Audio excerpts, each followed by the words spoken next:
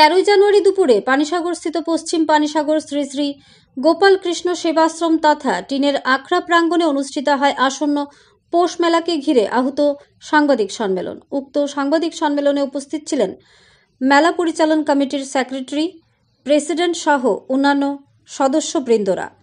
মেলা পরিচালন কমিটির সদস্যরা জানান, মহকুমা ভিত্তিক পৌষ মেলাটি এবছরে 10তম বর্ষে পদার্পণ করবে। মেলাটি অনুষ্ঠিত হবে আগামী 21শে জানুয়ারি থেকে 24শে জানুয়ারি পর্যন্ত 4 দিন ব্যাপী।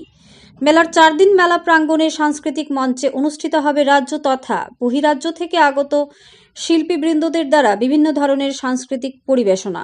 থাকবে রাজ্য ও বহিরাজ্য থেকে আগত দোকানীদের বিভিন্ন ধরনের পসরার বাহারি সম্ভার। মেলা প্রাঙ্গণে থাকবে মহকুমার সবকটি সরকারি বেসরকারি দপ্তর সহ স্বসহায়ক দলের মহিলাদের দ্বারা প্রদর্শনীমূলক স্টল।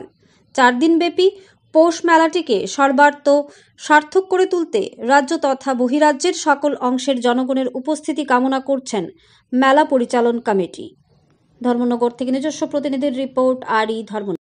কি উদ্দেশ্য নিয়ে আজকের এই সাংবাদিক সম্মেলনটা আহ্বান করলেন আপনারা? সর্বপ্রথমে আমি পশ্চিম পানিসাগর শ্রী শ্রী গোপালকৃষ্ণ সেবাশ্রম কমিটির পক্ষ থেকে এবং পশ্চিম পানিসাগর গ্রাম পঞ্চায়েতের পক্ষ থেকে আমি আপনাদের মাধ্যমে সবাইকে অভিনন্দন জানাই এবং আমার পঞ্চায়েতের পক্ষ থেকে বড়দের প্রণাম জানিয়ে আমি বলতে চাইছি যে আমাদের এই পশ্চিম পানিসাগর গোপালকৃষ্ণ সেবাশ্রম তথা টিনের আখড়ার উদ্যোগে এই বছর নিয়ে আমরা 10 বছরের মতন, এই বছর 10 বছরে আমরা পদার্পণ করতে যাচ্ছি 4 দিন ব্যাপী পৌষ মেলা উৎসব অনুষ্ঠান।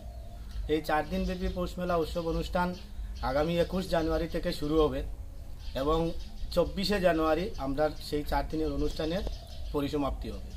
প্রতিদিন বিকাল 4টা থেকে রাত্রে 11টা অবধি আমাদের এখানে বিভিন্ন ধরনের সাংস্কৃতিক অনুষ্ঠান অনুষ্ঠিত হবে। বহিরাজ্য থেকে এবং রাজ্য থেকে বিভিন্ন ধরনের শিল্পীরা এখানে আসবে। এখানে বিভিন্ন ধরনের সাংস্কৃতিক অনুষ্ঠান, কালচারাল প্রোগ্রাম থেকে শুরু করে আরও অনেক নিত্য নতুন অনুষ্ঠান এখানে প্রতি বছরের ন্যায় এবছরও হবে। তাই এরই অঙ্গস্বরূপ আজকে আপনাদের মাধ্যমে আমরা এই রাজ্যের এবং বহিরাজ্যের সকল অংশের জনগণের কাছে আশ্রম কমিটির পক্ষ থেকে আমরা এই জানান দিতে চাই যে দূর দূরান্ত থেকে যারা এখানে স্টলের মাধ্যমে দোকানপাট নিয়ে আসেন, বিভিন্ন ক্রেতা বিক্রেতা থেকে পথ চলতি মানুষ যারা রয়েছেন, আমি সবাইকে অনুরোধ করব যাতে আমাদের এই মেলার অনুষ্ঠানকে সুন্দর এবং সাফল্যমণ্ডিত করে তোলার জন্য সবাই আমাদের এই মেলায় অংশগ্রহণ করেন, এই আশাটুকু আমি সকলের কাছে রাখছি।